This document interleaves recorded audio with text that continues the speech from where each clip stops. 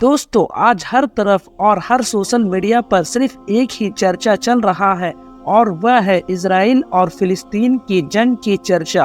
और अगर आप लोगों ने जरा सी भी ये बात नोटिस किया होगा तो ये बात आप लोगों को मालूम चली होगी कि इजराइल फिलिस्तीन से एरिया के मुकाबले में बहुत छोटा है।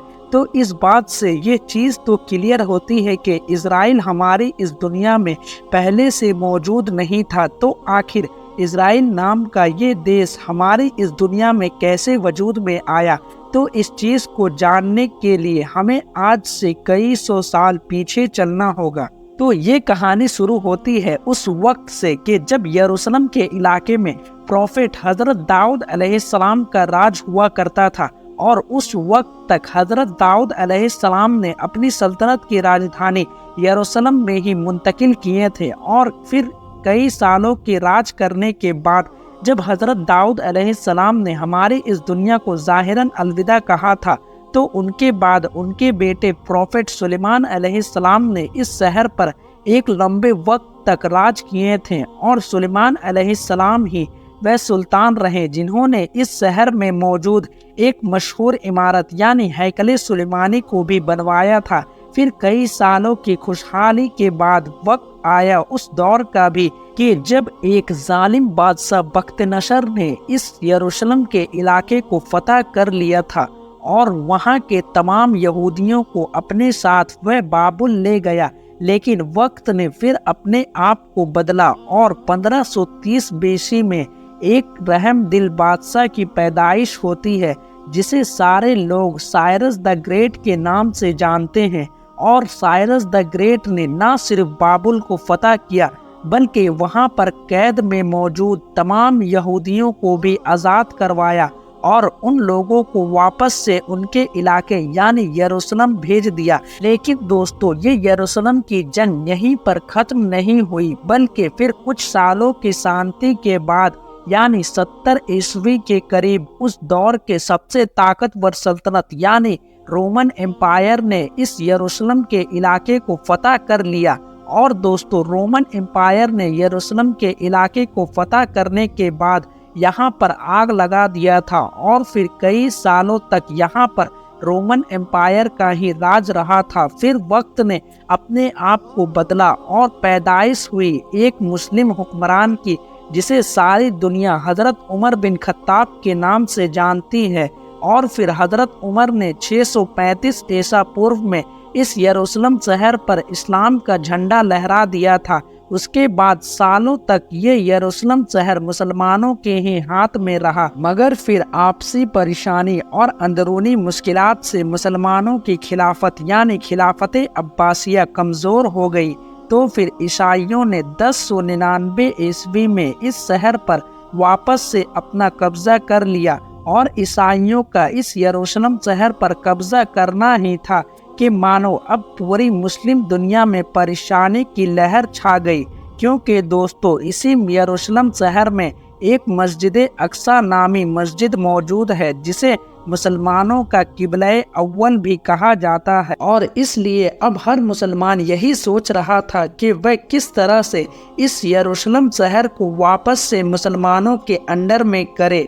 और फिर वह वक्त भी आ गया कि एक मुस्लिम हुक्मरान जिसे सारी दुनिया सलाहुद्दीन अय्यूबी के नाम से जानती है, उन्होंने इस शहर को ईसाइयों से फतह करके फिर से मुसलमानों के अंडर में कर लिया। और फिर कई सालों तक ये यरूशलेम शहर मुसलमानों के अंडर में ही रहा।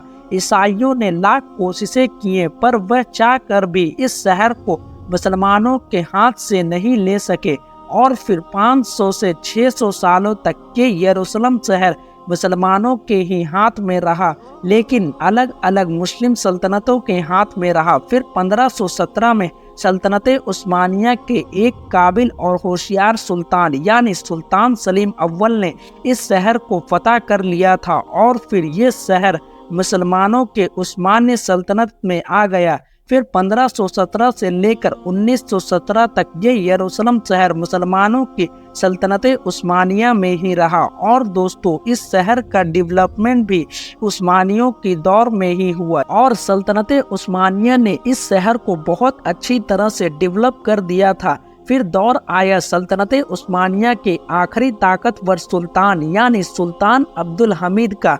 और दोस्तों यही वह दौर था कि जब यहूदी लोगों ने अपनी एक आज़ाद शहर के लिए मुहिम चलाना शुरू कर दिया था, मगर सुल्तान अब्दुल हमीद के दौर तक तो इनको इनके काम में कामयाबी ना मिल सकी। मगर फिर सुल्तान अब्दुल हमीद के इस दुनिया से जाने के बाद जब उस्मानी सल्तनत कमज़ोर पड़ने लगी तो उस दौर के सबसे ताकतवर सल्तनत यानी ब्रिटिश एम्पायर ने इस यरूशलेम के इलाके को मुसलमानों से वापस ले लिया था। और फिर यही वह दौर था कि जब ब्रिटिशों ने सारी दुनिया से यहूदियों को बुलाकर इसी यरूशलेम के इलाके में बसाना शुरू कर दिया। और यहूदी लोग तो यही चाहते ही थे, मगर दोस्तों ये ब्रिटिश एम्पायर की इतनी बड़ी गलती थी कि जिस गलती की सजा आज भी फिलिस्तीन के लोग भुगत रहे हैं।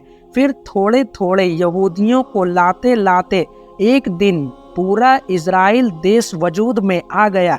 फिर 15 मई 1948 ईस्वी में जाकर ये इजराइल देश को ऑफिशियली अनाउंस कर दिया गया, जिसके बाद ये इजराइल देश हमेशा के लिए हमारी इस दुनिया में वजूद में आ गया। और इस शहर के वजूद में आते ही फिलिस्तीन के दो टुकड़े होकर रह गए। मगर जब सारे अरब देशों ने इस चीज को देखा कि फिलिस्तीन के दो टुकड़े हो गए हैं, तो उस दौर में सारे अरब कंट्रीज इसके खिलाफ आवाज उठाते हुए इजराइल को खत्म करना चाहते थे। मगर उस दौर में इजराइल के साथ सारे यूरोपियन देश मौजूद थे, इसलिए चाह कर भी मुस्लिम कंट्रीज कुछ भी ना कर सके। और इस तरह से यरूशलेम शहर के इतिहास में इजराइल देश की शुरुआत हुई। और आज भी आप लोग देखेंगे कि यरूशलेम और इजराइल हमेशा लड़ते ही रहते हैं। और अभी कुछ दिन पहले भी आप लोगों ने देखा होगा कि फिलिस्तीन की हमास की फौजों ने इजराइल पर एक के साथ एक कई मिसाइलें छोड़ दिए थे। तो दोस्तों आज की अपनी इस वीडियो को हम यहीं पर खत्म करते हैं। अगर वीडियो अच्छी लगी हो तो वीडियो को लाइक करके चैनल को सब्सक्राइब जरूर करें। तब तक के लिए अस्सलाम वालेकुम वरहमतुल्लाहि वबरकातहू। अल्लाह हाफिज।